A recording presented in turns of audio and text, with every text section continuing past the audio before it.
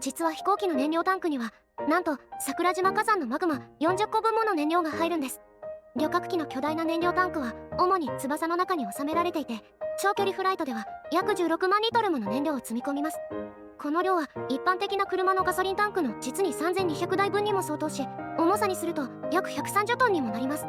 高度1万メートルの上空では気温がマイナス50度にまで下がるため、燃料が凍ってしまわないよう特殊な添加剤を混ぜて対策をしています。そのため航空機の燃料は一般的な軽油とは異なり、凍結防止剤を含む特殊な性質を持つジェット燃料が使われているのです。